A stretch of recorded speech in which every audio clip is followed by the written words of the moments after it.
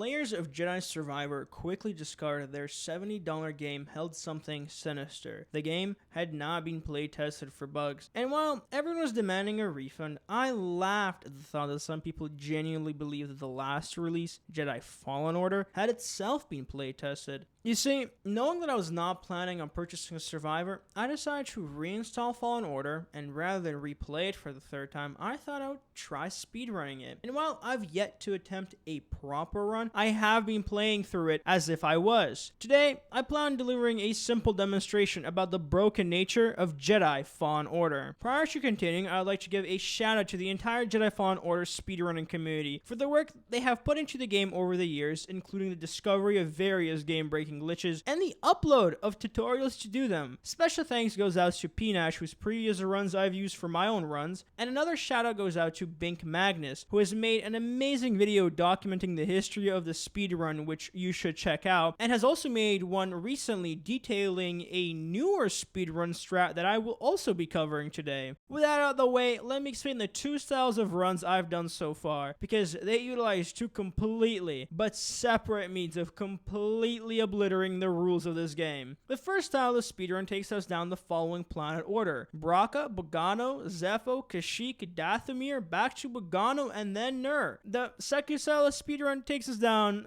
a lighter pathway: Bracca, Bogano, Zepho, and straight to Nur. Now, you may already be confused by how the hell did we just eliminate 3 planets, and we will get to that, I promise. But first, let me explain to you the longer run. Bracca is done in virtually the same way for both paths, and it establishes the core toolkit of us breaking the game. In my runs, I play the entire section up until Cal gets exposed to Trilla the same way I would play it in a regular run. This, to be truthful, is because I've been unsuccessful in completing a specific glitch that saves a little while. So we'll play as intended up until Cal gets found out. After getting exposed as a Jedi, Cal will take a long fall onto this train section. This is where we can begin abusing the game with its most basic function: locking onto target enemies. The setup of the following glitch is very simple: lock onto a target without moving around, jump, midair, block, and you'll be launched up. Congrats, you've successfully completed your first but not last target lock jump, or TLJ for short. Using the TLJ, we will get on top of this train car and skip all the boring gameplay stuff, so we just continue down the pathway of the train until we get to this point. Here, we are going to get out our stopwatches and make sure to time out 15 seconds after Cal hits the invisible slide. Then, if we did it right, once we start using photo mode, we should hit the trigger for the cutscene of Cal missing the mantis, succeeding at the Pnash skip. No, not hitting the trigger will send Cal into the void dimension where he is doomed to fall forever until you reload the game. And after fighting Trilla, we are done with Bracca, and we can head on to Bogano.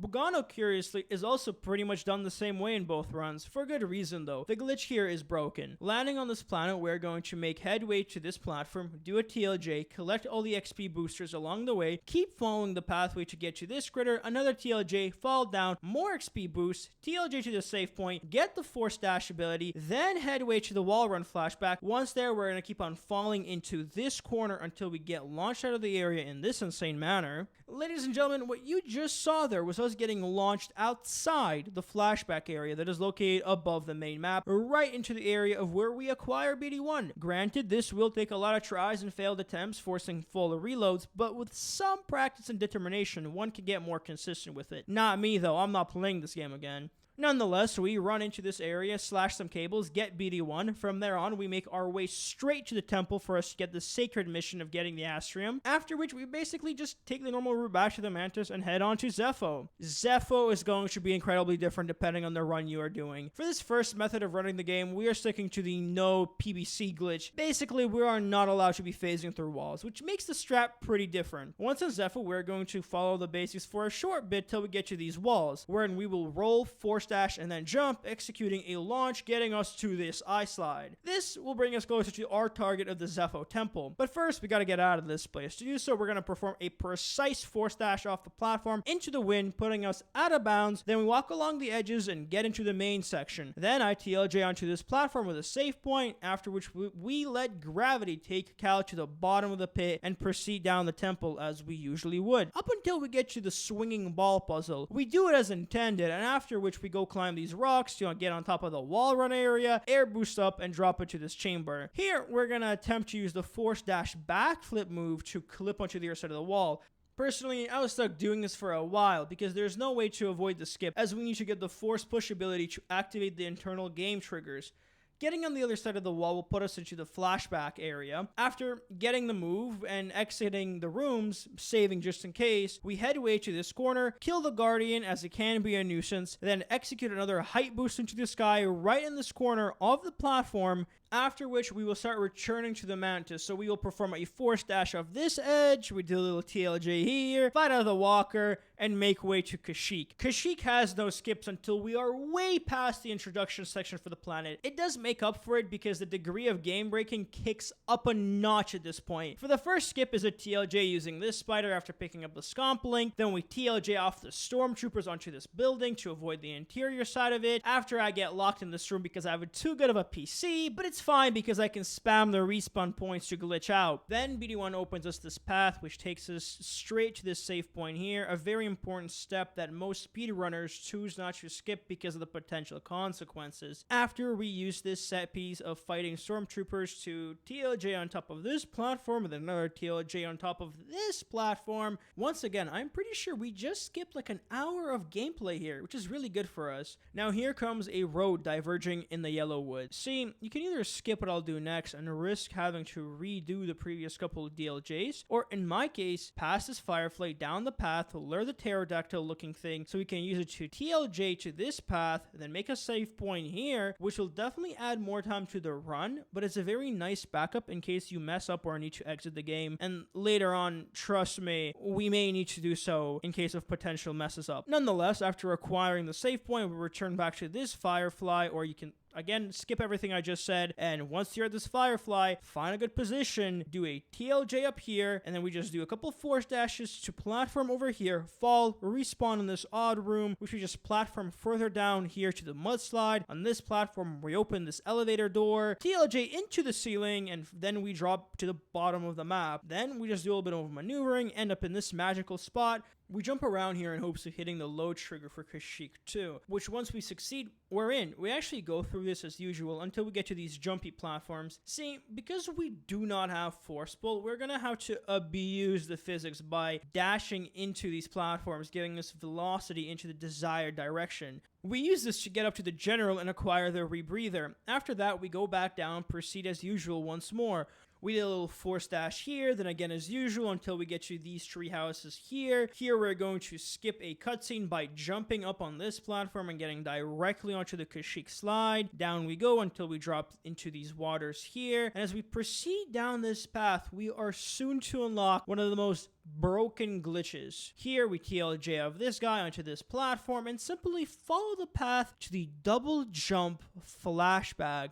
Bam bada bing, we can fly. And it's funny when you realize that this glitch in particular was added post-release when Respawn came back to the game and tried fixing other bugs. With this new ability of ours, we simply fly out the gameplay area, hit the trigger for the first area of Kashyyyk, then we get teleported to the elevator area, which we can just fly out, simply go straight to this other elevator here, return to the Mantis, and equipped with the power of flight, we can head on to Dathomir. Dathomir is fairly straightforward at this point. We simply start flying to the temple where Cal is going to get the Order 66 flashback. Along the way, we attempt to avoid some cutscene triggers, and once we are in the temple, we simply interact with the pathway, then go to save as the game usually would have us do. Then Cal is put into a cutscene. As young Cal, within 5 seconds, we just fly out of bounds, hit a couple of triggers, and activate the final cutscene of the flashback. Now, we are meant to fight our Master Jar Topal, but see, because we're too generous, we are simply gonna leave the fight by flying out this fake temple, flying back into the real one, save,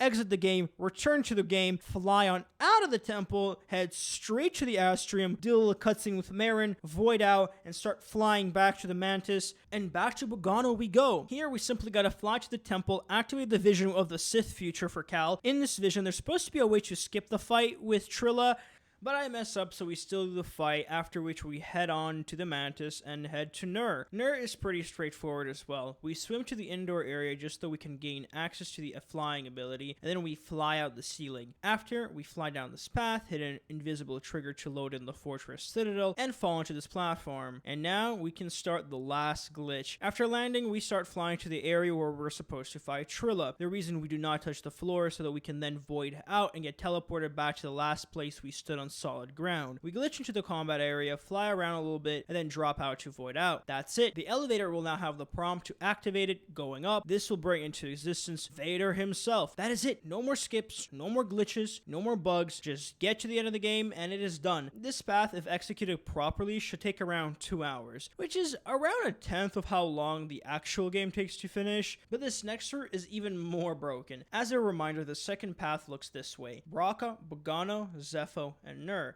Pretty basic. Seeing as I already covered Bracca and Bogano, we can actually move straight to Zepho.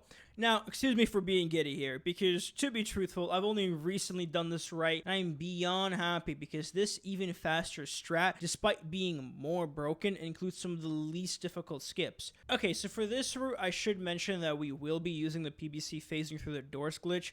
So once we get off the Mantis, we head straight to this door here. Now, the setup for the PBC skip on PC is pretty basic. At the door, we start the dash backflip, in the middle of which we're going to hit F11, putting us right on the other side of the wall. It's as simple as that. Now, nailing down the exact point of when we need to hit F11 during the animation is annoying, but you'll learn that the more you practice. After we get past the door, we head past the stormtroopers, perform a TLJ up, and head to the save point. Now, here actually is another glitch. The setup here is as follows. We need to hit the force slow, attack, and interact with the save point at the same time as we are holding the block button in a specific sequence, so that rather than entering the selection menu, we remain in the game. Holding the block button, we then enter the caves and go down the path to the right, ensuring that we keep holding the block button until we get to these rocks here. Then we're going to stop blocking. This will make the game try to adjust our location back to that save point to interact with it, but the wall will stop that from happening. Then we enter the menu, leave it, and now as you can see, everything is deloaded. Now we can jump down this pit here, get to the point wherein we use a force dash to take us up on top of this hill,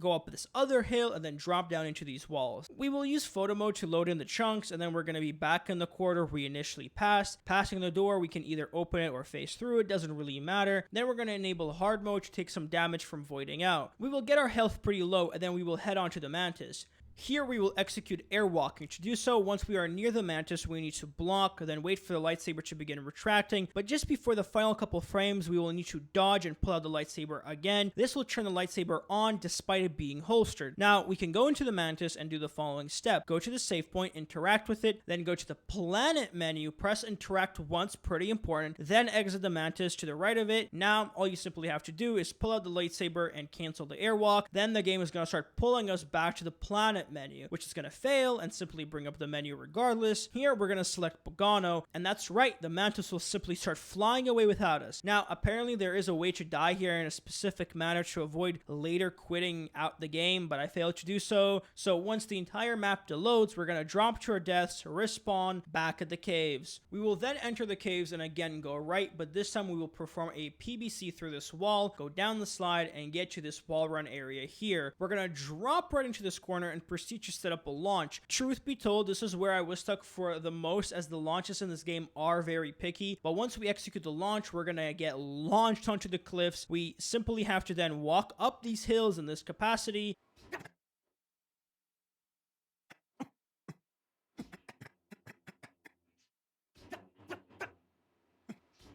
Then drop down back to the save point, down the same pit, and then up the same hill, except this time we're going to proceed down to the path on the right, get up on some more hills, then back down. As we proceed, we're going to see the Mantis. Once things start loading in, and if everything was done right on the planet area, we will see the selection for Nur. You see, attempting to load in a third planet will actually make the game break, so just to save our progress, we save, boot out and in, and then we select to go to Nur. Here's what though, once on Nur, you won't actually be swimming properly because we never got the ability to swim underwater. So we're going to need to navigate Cal blind to get out of the cave and up to the surface. With a little practice, it should do the trick. Now, once Cal is pushed by the game to the surface, we will climb these rocks and proceed down an invisible pathway.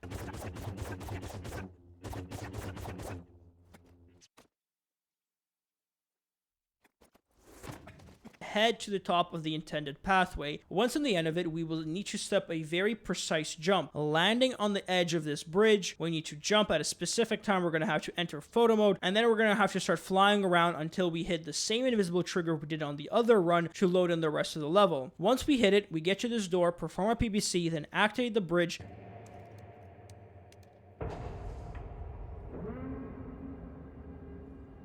Now, this door before the fight with Triller is actually more like 3 doors. So first, we need to PBC into this wall, after which we need to PBC out into the fight area. Right after that, we have to go back and PBC back into this edge, then into the door, then phase back on out, and if done correctly, part of the bridge will be missing, so we need to force dash down the invisible path, grab the invisible slide, land the wall run, and get to the elevator. Just as with the first run, we are done. Activate the elevator, spawn invader, and the game is done. This time, we did it all in under an hour. That's all, folks. That's it. The end of the video. Thanks for watching. Try speedrunning this yourself. Check out the other videos I mentioned down in the description down below.